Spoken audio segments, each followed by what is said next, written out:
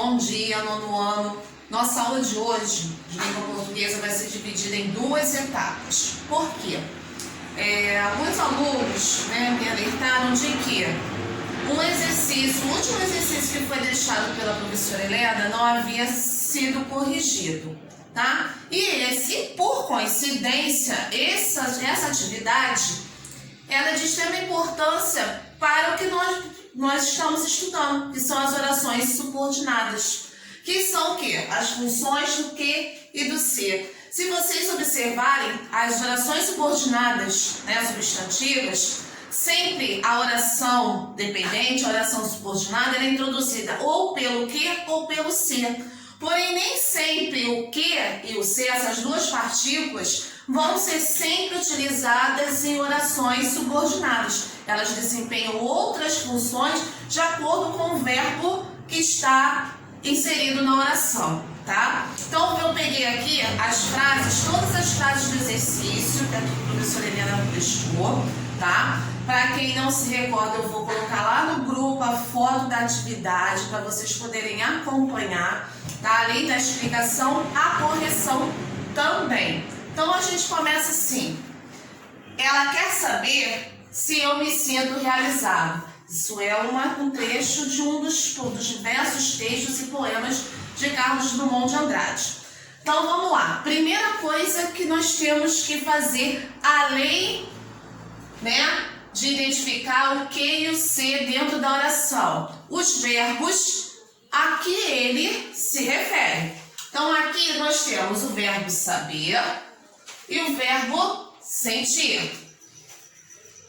Por ter dois verbos, a gente sabe que é um período composto. Agora, cabe a nós saber se esse período composto é por coordenação, As duas orações são independentes uma da outra, ou se elas estabelecem uma relação de subordinação. No caso aqui, fica bem claro, ela quer saber se eu me sinto realizado. Trata-se de uma oração subordinativa. Por quê?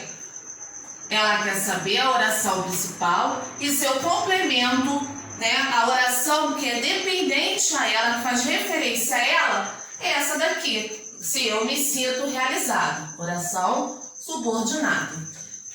Agora vamos lá, voltando aos verbos, já sabemos que trata-se de uma oração subordinada, onde há uma oração principal e a sua oração dependente, a sua oração subordinada.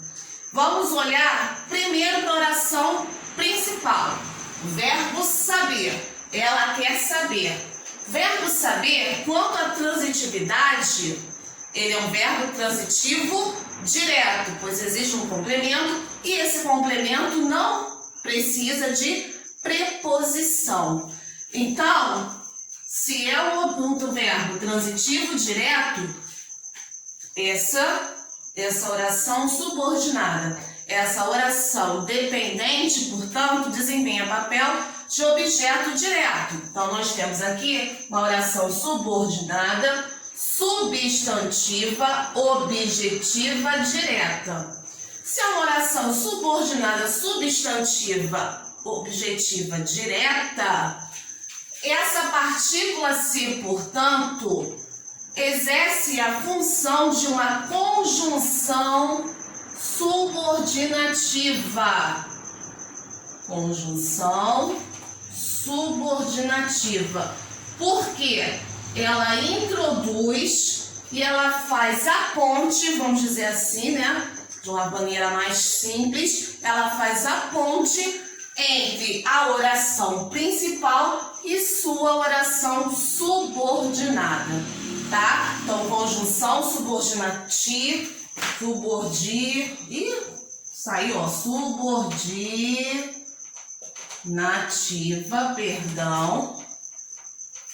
Uma conjunção subordinativa é aquela ponte, seria a palavra que liga a oração principal à sua oração subordinada, tá? Ah, mas subordinada substantiva? Nem sempre, na maioria das vezes. Existe também oração subordinada adverbial, tá? Que nós vamos ver mais pra frente, como eu já havia mencionado para vocês, que também vai ter a partícula C. Claro, de uma maneira diferente, uma outra classificação além de conjunção subordinativa. Tá legal? Vamos agora para a segunda oração. Acabou-se a confiança no próximo. Vamos lá, tenho aqui o C novamente. Quero saber a função que esse C desempenha dentro da oração. E tem o seguinte verbo, acabou. Verbo acabar. Só tem um verbo. Se eu tenho só um verbo, eu tenho um período simples. Então não dá para haver nem coordenação, muito menos subordinação. Tá? Então tem um único verbo aqui. Vamos ver a transitividade ou intransitividade desse verbo. No caso do verbo acabar, ele é um verbo intransitivo ou transitivo. Ele pode admitir as duas regências. Vocês viram isso até mesmo no trabalho que vocês fizeram sobre regência verbal. Ele pode ser transitivo ou intransitivo, dependendo da ideia, né, que ele está transmitindo dentro da oração. Aqui, acabou-se a confiança no próximo, o acabar dá a ideia de fim, né? De pôr fim em algo, tá? Nesse caso, ele é um verbo intransitivo. Verbo intransitivo. Então, se ele é um verbo intransitivo, ele não necessita de complemento. Porém, nós temos aqui, ó, acabou-se a confiança no próximo. Aqui eu tenho um adjunto adverbial, né? O adjunto adverbial, ele funciona como uma explicação, né? Mostrando a causa, a circunstância do verbo, tá? No caso aqui, acabou o quê? A confiança no próximo. Eu poderia muito bem, né, reescrever essa oração retirando essa partícula C. Acabou a confiança no próximo.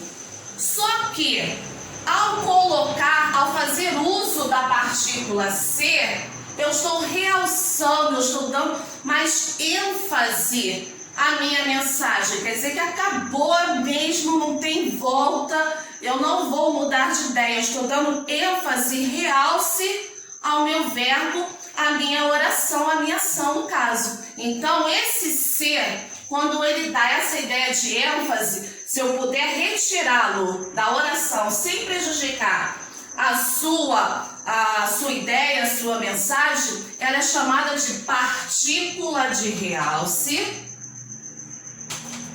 ou expletiva. Tá? Então, sempre que a partícula C, principalmente quando ela está fazendo referência, né, a um verbo intransitivo, como é o caso do verbo acabar, ela está dando realce, ela está dando ênfase à sua oração. Ela então será classificada como partícula de realce ou expletiva. Já aqui, suicidou-se pulando no fim da tarde de um prédio de 10 andares. Vamos lá, temos duas orações. Por quê? Temos dois verbos, o suicidar-se e o verbo pular. Porém, diferente da primeira oração, em que elas estabeleciam entre si uma dependência, aqui elas são orações independentes, ou seja, eu tenho o exemplo de uma oração coordenada, período composto por coordenação, onde cada uma sozinha tem um significado sem depender da outra. Então, eu falar suicidou-se, ok. Pulou no fim da tarde de um prédio de 10 andares. Pode ter pulado e não morrido. É assim, quase impossível, mas pode acontecer, né? Aqui são situações independentes. Por ser uma coordenação, eu não posso classificar esse ser como conjunção subordinativa, porque é uma coordenação, ela é uma oração coordenativa. Então, professora, esse ser aqui, no caso, ao ligar-se o verbo suicidar, suicidar é um verbo pronominal. O que é um verbo pronominal? É um verbo que necessita de pronome oblíquo, tá? Porque ele dá a ideia de reflexidade, né? Lembra de pronome reflexivo? Né? O autor, o sujeito, ele faz a ação e recebe, né, o acontecimento, vamos dizer assim, da ação que ele faz, como se cortar, cortar-se, né, o próprio suicidar-se, arrepender-se, queixar-se, são verbos pronominais. Ele sempre, na sua forma, tanto de infinitivo ou conjugado, ele necessita de um pronome oblíquo, tá? Porque ele dá a ideia de reflexidade. Ele é um verbo reflexivo, tá? Pronominal reflexivo. Por isso, essa partícula aqui, C, será chamada de partícula integrante do verbo. Partícula integrante do verbo. Por quê?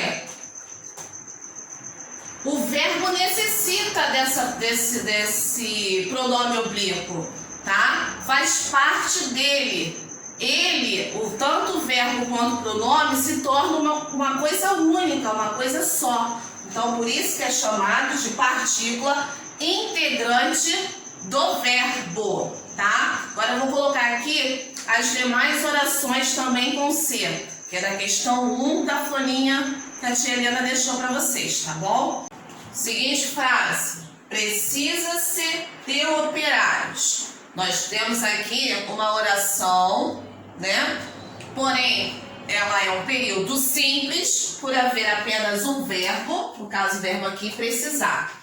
Nesse caso, assim como aconteceu lá na partícula de realce ou expletiva, a gente tem que ver a transitividade do verbo. No caso aqui, o verbo precisar, quem precisa, precisa de algo ou de alguém. Trata-se, portanto, de um verbo transitivo indireto, porque seu complemento é um objeto indireto. Sempre que o meu verbo, sempre que eu tiver a partícula ser, tá? E o verbo a que ele se refere for o verbo transitivo indireto ou o verbo de ligação, no caso aqui ele é um verbo transitivo indireto, essa partícula ser vai receber o nome de índice de indeterminação do sujeito.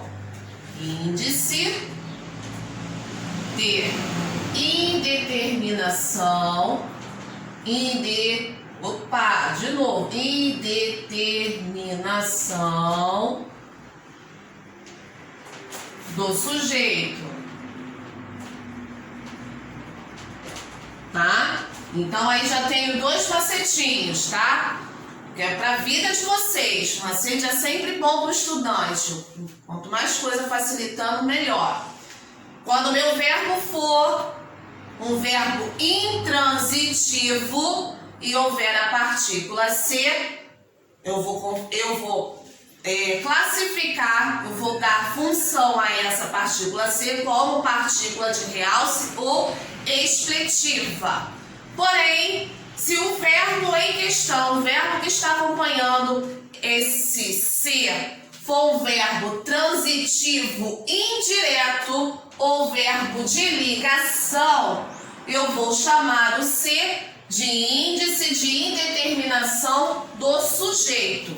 Mas, se o verbo for um verbo transitivo direto, como é o caso da oração aqui, ó. Sentia-se o cheiro da panela do fogo, chiando de toucinho braseiro. É um trecho de um livro, um dos vários livros de José Lins do Rego. O verbo em questão aqui é o sentir. Quem sente, sente algo, tá?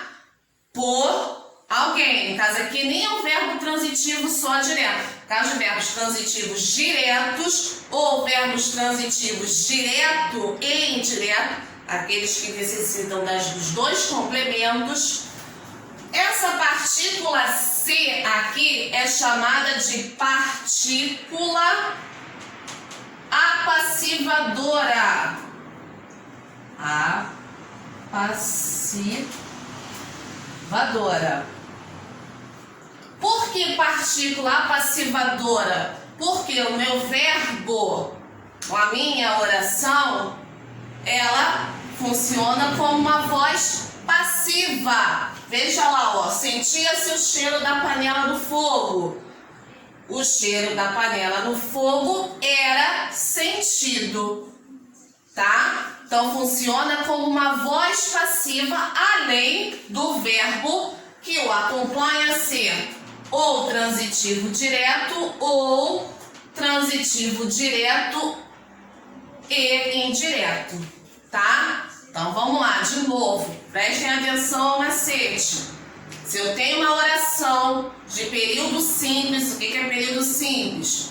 Uma oração composta apenas de um verbo, tá? E no meu verbo, ao meu verbo for acompanhado da partícula C, eu tenho que observar C.